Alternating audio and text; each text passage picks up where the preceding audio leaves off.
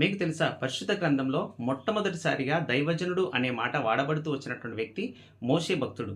కనుక ద్వితీయోపదేశ కాండం 33వ అధ్యాయం మొదటి వచనంలో దైవజనుడైన మోషే అని మొట్టమొదటిసారిగా దైవజనుడిగా ప్రవక్త అయిన మోషే కనబడుతూ వస్తాడు. కనుక అతని కోసం ఒక 3 సన్నివేశాలు మీతో పంచుకోవడానికి నేను ఇష్టపడుతున్నాను. ఒకవేళ ఈ మాటలు మీకు నచ్చితే సబ్స్క్రైబ్ చేయండి.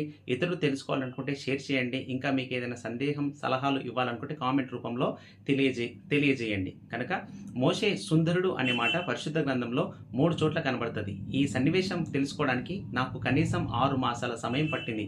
కనుక మీరు స్కిప్ కాకుండా ఈ మాటలు విని మీరు కూడా ఆశీర్వదింపబడవలసిందిగా కోరుచున్నాను.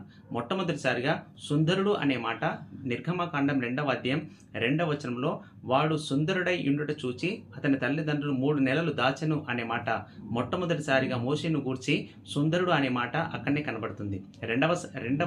రెండవసారి అపోస్తుల కార్యం 7వ అధ్యాయం 20వ వచనంలో కానీ చూసినట్లయితే అక్కడ రాయబడుతూ వచ్చింది, ఆ కాలమందు మోషే పుట్టెను, అతడు సుందరుడై తన తండ్రి ఇంట 3 నెలలు దాచబడెను అనే మాట రాయబడుతూ వచ్చింది. కనుక దివ్య సుందరుడు అనే మాట కూడా నాకు తెలిసి పరిశుద్ధ గ్రంథంలో ఈ వ్యక్తికి మాత్రమే వ్రాయబడుతూ వచ్చింది. ఇంకా ఏ వ్యక్తికి కూడా దివ్య సుందరుడు అనే మాట పెద్దగా కనబడ్డట్టు నేను చూడలేదు.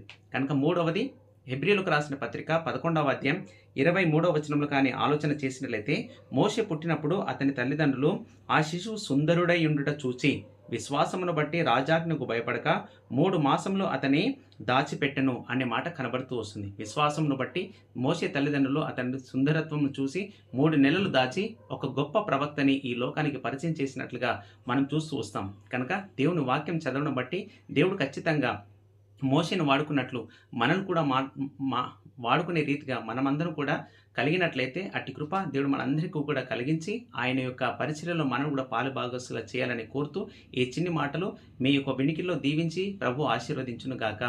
ఆమేన్.